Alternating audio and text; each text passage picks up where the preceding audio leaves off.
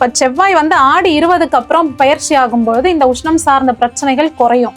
ஆனா என்ன ஒரு பிரச்சனை ஆரம்பிக்க போகுதுன்னா, முயற்சிகள் எல்லாமே பலன் கொடுக்காது. அதனால சோம்பேறிங்களும் ஆயிட்டாங்க. இப்ப கொஞ்சம் சுறுசுறுப்பாக வேண்டிய ஒரு காலம் வந்துருச்சு. குரு வந்து வேகமா பயணிக்கிறாரு. உங்களுடைய ஓய்வெல்லாம் முடிச்சுட்டு நீங்க வேகமா பயணிக்கக்கூடிய வேலையை ஆரம்பிக்க வேண்டிய காலமா இருக்கு. குருவுடைய பார்வை இவ்வளவு ஒரு வருஷமா இருந்தது, நல்லா எல்லாம் அனுபவிச்சுட்டு இருந்தாங்க. இப்ப குருவோட பார்வை இல்லை. ஆனா குருவோட பார்வை தனஸ்தானத்துக்கு வந்திருக்கு. அதனால செலவு அதிகமாயிட்டே இருக்கு. பார்த்து அதை மட்டும் குறைச்சு, கொஞ்சம் அதிகமான திமிரோட இருக்கிறவங்க எல்லாம் கொஞ்சம் குறைச்சுக்கணும். ஜெயிக்கிறதுக்கு யாருமே இல்லை அப்படின்னு நினைச்சிட்டு இருந்தவங்க எல்லாமே ராசிநாதன் செவ்வாய் இந்த மாசம் பயிற்சி ஆகிறாரு. அது எல்லாமே குறைய போகுது. உங்களுடைய ஆணவத்தையே குறைச்சிட்டீங்கன்னா உங்களுடைய வாழ்க்கையில வெற்றி. இந்த மாசத்துல வந்து கல்யாண பேச்சை நம்ம எடுக்க கூடாது, ஆனா வந்து காதல்ல சக்சஸ் ஆகும் அப்படின்னா எந்த ராசி? டிவைன் தமிழ் நேயர்களுக்கு வணக்கம். நான் உங்க சுஷீந்திரன். இன்னைக்கு நம்ம கூட இருக்கிற ஸ்பெஷல் கெஸ்ட் ஆஸ்ட்ராலஜர் ராஜராஜேஸ்வரி அவர்கள். வணக்கம் மேம். வணக்கம். எப்படி இருக்கீங்க? நல்லா இருக்கேன். நீங்க எப்படி இருக்கீங்க? நல்லா இருக்கேன். ஆடி மாசத்தோட ராசி பலன்கள் ஒவ்வொரு ராசிக்கும் எப்படி இருக்க போகுது, எந்த ராசிக்கு அதிர்ஷ்டமும் யோகமும் இருக்க போகுதுன்னு சொல்லிட்டு நீங்களே சொல்லிடுங்க. முதல் ராசி மேஷம் எப்படி இருக்க போகுது?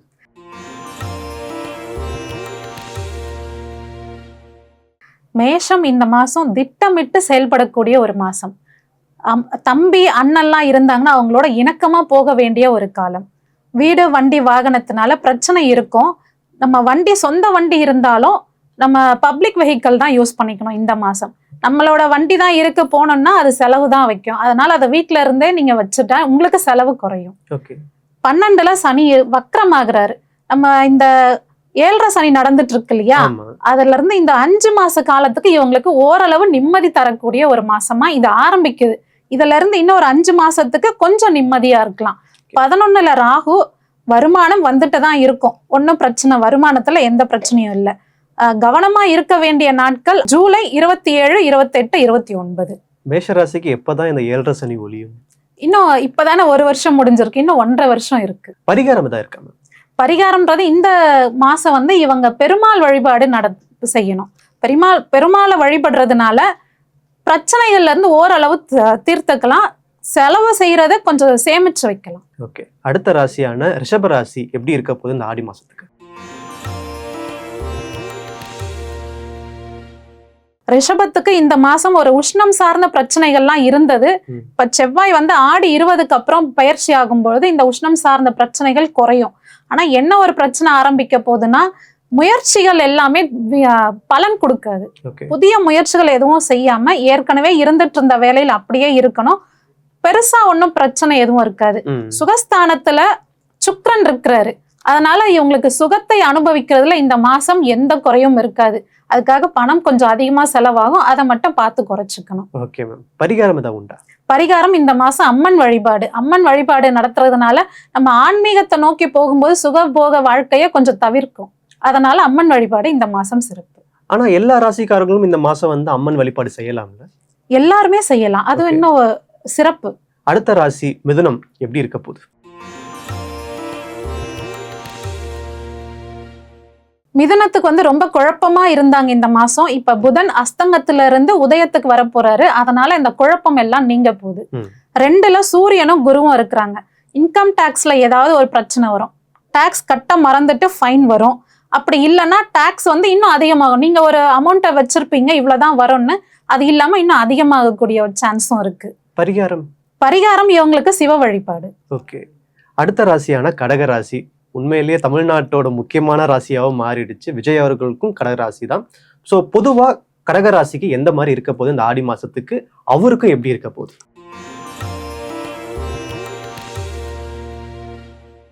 இந்த கடகராசியில இப்ப என்ன பண்ணிட்டு இருந்தாங்க, குரு வந்து ராசிக்கு வந்துட்டாங்க, நல்லா இருக்குன்னு சொல்லிட்டு நல்லா ஓய்வெடுத்து நல்லா வெயிட்டை ஏத்திட்டாங்க. அதனால சோம்பேறிங்களும் ஆயிட்டாங்க. இப்ப கொஞ்சம் சுறுசுறுப்பாக வேண்டிய ஒரு காலம் வந்துருச்சு. குரு வந்து வேகமா பயணிக்கிறாரு.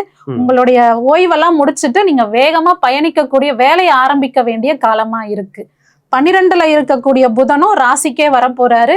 ராசியில வந்ததுக்கு அப்புறம் சாதுரியமா செயல்படு ஒரு ஆற்றல் உங்களுக்கு கிடைக்கும். இதுக்கு பரிகாரம் தான் உண்டா? பரிகாரம்னா இந்த மாசம் இவங்களுக்கு அம்பாள் வழிபாடு ரொம்ப சிறப்பு. ஓகே, அடுத்த ராசி சிம்மம் எப்படி இருக்க போகுது இந்த ஆடி மாசத்துக்கு?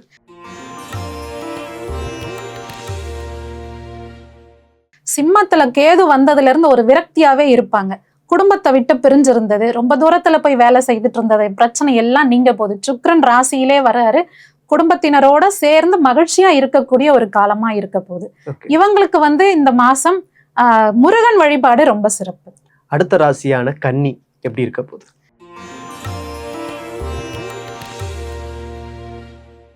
கன்னி கண்டகச்சனியில மனைவி வாழ்க்கை துணையோட ஒரு பிரச்சனை இருந்துட்டே இருந்திருக்கும் இவ்வளவு நாளா. இப்ப சனி வக்ரம் ஆகுறதுனால ஓரளவு அந்த பிரச்சனையெல்லாம் தீரக்கூடிய ஒரு காலம். நீங்க போய் பேசுனீங்கன்னா வீட்டுக்கு வந்துருவாங்க, அந்த மாதிரியான ஒரு காலம்ல இருக்கு. எதிரிகளால தொல்லைகள் குறையும். ஓகே, பரிகாரம் ஏதாவது உண்டா? இவங்களுக்கான பரிகாரம் சந்திரனை வழிபடணும். 3ஆம் பிறை அன்னைக்கு சந்திரனை பார்த்து வழிபடுறதுனால இவங்களோட குடும்பத்துல ஒரு நிம்மதி கிடைக்கும். அடுத்த ராசியான துலா ராசி ஆடி மாசத்துக்கு எப்படி இருக்க போகுது? துலாம் ராசிக்கு வரவு விட செலவு அதிகமா இருக்க போற ஒரு காலம். ஓகே. குருவுடைய பார்வை இவ்வளவு ஒரு வருஷமா இருந்தது, நல்லா எல்லாம் அனுபவிச்சுட்டு இருந்தாங்க. இப்ப குருவோட பார்வை இல்ல, ஆனா குருவோட பார்வை தனஸ்தானத்துக்கு வந்திருக்கு. அதனால செலவு அதிகமாயிட்டே இருக்கு, பார்த்து அதை மட்டும் குறைச்சுக்கணும். ஓகே, பரிகாரம் தான் உண்டா? தட்சிணாமூர்த்தி வழிபடுறதுதான் இவங்களுக்கு பரிகாரம். அடுத்த ராசியான விருச்சகம் எப்படி இருக்க போகுது இந்த ஆடி மாசம்? விருச்சகம் ராசிநாதன் ராசியவே பாக்குறாரு. கொஞ்சம் அதிகமான திமிரோட இருக்கிறவங்க எல்லாம் கொஞ்சம் குறைச்சுக்கணும். இந்த ஒரு மாசமா என்ன ஜெயிக்கிறதுக்கு யாருமே இல்லை அப்படின்னு நினைச்சிட்டு இருந்தவங்க எல்லாமே ராசிநாதன் செவ்வாய் இந்த மாசம் பயிற்சி ஆகுறாரு, அது எல்லாமே குறைய போகுது. உங்களுடைய ஆணவத்தையே குறைச்சிட்டீங்கன்னா உங்களுடைய வாழ்க்கையில வெற்றி. பரிகாரம் இவங்களுக்கு பரிகாரம் சுக்கிரனை வழிபடணும். அடுத்த ராசியான தனுசு எப்படி இருக்க போகுது இந்த ஆடி மாசத்துக்கு?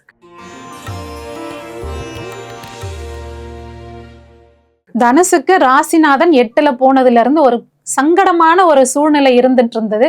ஆனா இப்ப ஏன் அதெல்லாம் மாறி இருக்குன்னா, ராசிய 10ஆம் பார்வையா சனி பாக்குறாரு. வக்ரத்துல இருந்து சனி பாக்குறதுக்கும் நேர்கதியில இருந்து பாக்குறதுக்கும் வேற வித்தியாசம் இருக்கு. வீடு வாங்கணும்னு நினைக்கிறவங்களுக்கு இந்த மாசத்துல ஆனா கொஞ்சம் பழைய வீடா கிடைக்கும். ஆனா இந்த மாசத்துல விலை கம்மியா கிடைக்கும். நீங்க தாராளமா வாங்கி வச்சிட்டீங்கன்னா பிற்காலத்துல அது உதவியா இருக்கும். பரிகாரம் தான் உண்டா? இவங்களுக்கான பரிகாரம் பெருமாள் வழிபாடு. Okay ma'am. அடுத்த ராசியான மகரம் எப்படி இருக்க போகுது இந்த ஆடி மாசத்துக்கு?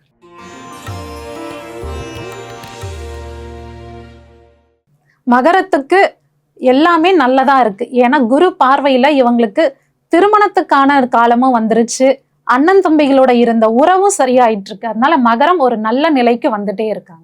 Okay ma'am. பரிகாரம் இவங்களுக்கான பரிகாரம் சனி பகவான் வழிபாடு. Okay ma'am. அடுத்த ராசியான கும்பம் எப்படி இருக்க போகுது இந்த ஆடி மாசத்துக்கு? இந்த கும்பத்துல ராசியிலே ராகு இருக்கிற வரைக்கும் கொஞ்சம் பிரச்சனை தான், இருந்தாலும் பரவாயில்ல. எல்லா கிரகங்களுமே சரியில்லாத ஒரு இடத்துல இருக்கு. 6ல குரு, ராசியிலேயே ராகு, இப்படி எல்லாம் இருக்கிறதுனால ஒரு கஷ்டத்துலதான் இருக்கிறாங்க. இருந்தாலும் இவங்க ஒரு நல்ல வழிபாடு செய்யணும்னா குச்சனூர் சனி பகவானை வழிபடணும். ஓகே, பரிகாரம் தான் உண்டா? சனி பகவான் வழிபாடு தான் இவங்களுக்கு சிறப்பு. கடைசி ராசியான மீனம் எப்படி இருக்க போகுது இந்த ஆடி மாசத்துக்கு? மீனம் இவ்வளவு நாளா சோம்பேறிங்களா இருந்தாங்க. சனி வந்த அன்னியில இருந்து தூக்கமா இருந்துச்சு. இப்ப அந்த தூக்கத்தை தவிர்க்க வேண்டிய ஒரு சூழ்நிலை இருக்கு. தூக்கத்தை தவிர்த்து இவங்க மேன்மேலும் எதனா முயற்சி செஞ்சாங்கன்னா தான் இவங்களோட வாழ்க்கையில ஒரு பெரிய, ஏன்னா 7ரை சனி இருக்கும் போதே இவங்களால பெரிய ஒரு சோகத்துல இருந்திருப்பாங்க. அந்த சோகத்திலையும் எதிர்நீச்சல் போட்டு வரக்கூடிய ஒரு நேரமா இது இருக்கு. பரிகாரம் எதுவும் உண்டா? இவங்களுக்கு பரிகாரம் சிவ வழிபாடு. 12 ராசிக்கும் நிறைய விஷயங்கள் நீங்க சொல்லியிருந்தீங்க. எந்த ராசிக்கு அதிகமான அதிர்ஷ்டமும் யோகமும் இந்த மாசத்துல நடைபெறும்? அதிகமான அதிர்ஷ்டம்னு பாத்தீங்கன்னா விருச்சக ராசிக்கு தான். ஓகே. விருச்சகத்தை குருவும் பாக்குறாரு. எந்த ராசி எந்த கிரகம் எந்த இடத்துல இருக்கணுமோ அது எல்லாம் கரெக்டா இருக்கு. அதனால விருச்சகத்துக்கு ஒரு நல்ல நேரம்.